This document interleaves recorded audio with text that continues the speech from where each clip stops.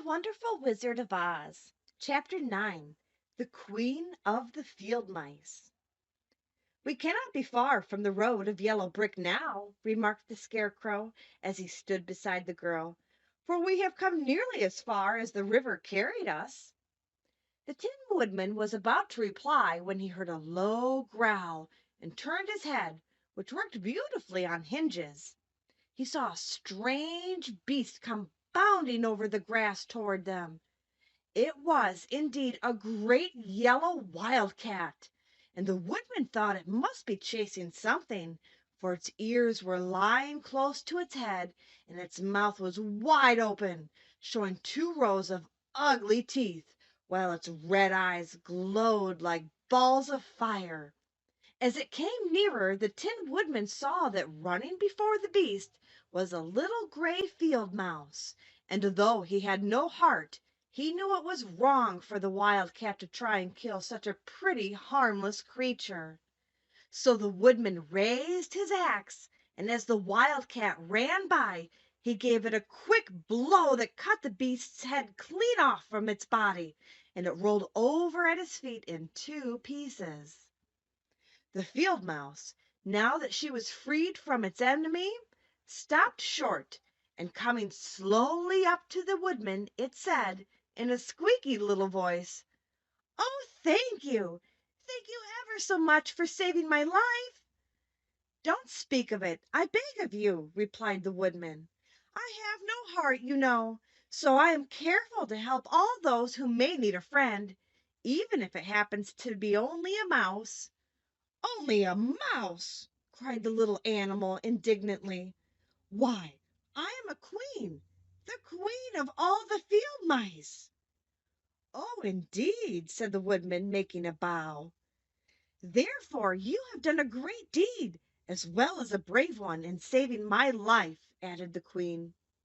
At that moment several mice were seen running up as fast as their little legs could carry them, and when they saw their queen they exclaimed, "Oh, your Majesty! We thought you would be killed. How did you manage to escape the great wildcat?" They all bowed so low to the little queen that they almost stood upon their heads. "This funny little tin man," she answered, "killed the wildcat and saved my life. So hereafter you must all serve him and obey his slightest wish." "We will!" cried all the mice in a shrill chorus. And then they scampered in all directions, for Toto was awakened from his sleep, and seeing all these mice around him, he gave one bark of delight and jumped right into the middle of the group. Toto had always loved to chase mice when he lived in Kansas, and he saw no harm in it. But the Tin Woodman caught the dog in his arms and held him tight, while he called to the mice, "Come back, come back! Toto shall not hurt you." At this the queen of the mice stuck her head out from underneath a clump of grass and asked, in a timid voice, "Are you sure he will not bite us?" "I will not let him," said the woodman, "so do not be afraid." One by one the mice came creeping back, and Toto did not bark again, although he tried to get out of the woodman's arms, and would have bitten him had he not known very well he was made of tin. Finally one of the biggest mice spoke. "Is there anything we can do," it asked, "to repay you for saving the life of our queen?" "Nothing that I know of," answered the woodman, but the Scarecrow, who had been trying to think, but could not because his head was stuffed with straw, said quickly, "Oh, yes, you can save our friend, the Cowardly Lion, who is asleep in the poppy bed." "A lion!" cried the little queen. "Why, he would eat us all up." "Oh, no," declared the Scarecrow, "this lion is a coward." "Really?" asked the mouse. "He says so himself," answered the Scarecrow, "and he would never hurt anyone who is our friend. If you will help us to save him, I promise that he shall treat you all with kindness." "Very well," said the queen. "We trust you. But what shall we do?" Are there many of these mice which call you queen and are willing to obey you? Oh, yes, there are thousands, she replied. Then send for them all to come here as soon as possible, and let each one bring a long piece of string.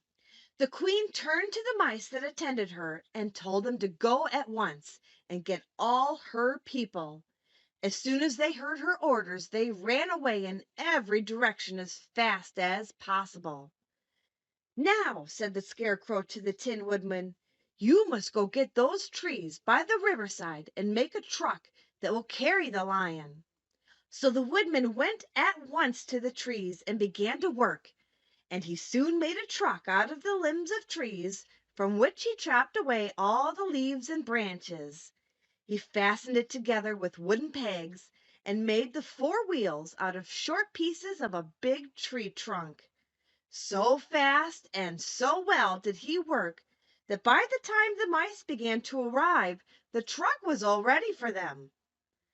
They came from all directions, and there were thousands of them, big mice and little mice and middle-sized mice, and each one brought a piece of string in his mouth. It was about this time that Dorothy woke from her long sleep and opened her eyes. She was greatly astonished to find herself lying upon the grass, with thousands of mice standing around and looking at her timidly. But the Scarecrow told her about everything, and turning to the dignified little mouse, he said, "Permit me to introduce you to Her Majesty, the Queen." Dorothy nodded gravely, and the Queen made a curtsy, after which she became quite friendly with the little girl. The Scarecrow and the Woodman now began to fasten the mice to the truck, using the strings they had brought. One end of a string was tied around the neck of each mouse, and the other end to the truck. Of course the truck was 1,000 times bigger than any of the mice were who drew it, but when all the mice had been harnessed, they were able to pull it quite easily. Even the Scarecrow and the Tin Woodman could sit on it, and were drawn swiftly by their queer little horses to the place where the lion lay asleep. After a great deal of hard work, for the lion was heavy, they managed to get him up on the truck. Then the Queen hurriedly gave her people the order to start, for she feared if the mice stayed among the poppies too long, they would also fall asleep. At first the little creatures, many though they were, could hardly stir the heavy loaded truck. But the Woodman and the Scarecrow both pushed from behind, and they got along better. Soon they rolled the lion out of the poppy bed to the green fields, where he could breathe the sweet fresh air again, instead of the poisonous scent of the flowers. Dorothy came to meet them and thanked the little mice warmly for saving her companion from death. She had grown so fond of the big lion, she was glad he had been rescued. Then the mice were unharnessed from the truck and scampered away through the grass to their homes. The Queen of the Mice was the last to leave. "If ever you need us again," she said, "come out into the field and call. We shall hear you and come to your assistance. Goodbye." "Goodbye," they all answered, and away the Queen ran, while Dorothy held Toto tightly lest he should run after her and frighten her. After this they sat down beside the lion until he should awaken, and the Scarecrow brought Dorothy some fruit from a tree near by, which she ate for her dinner.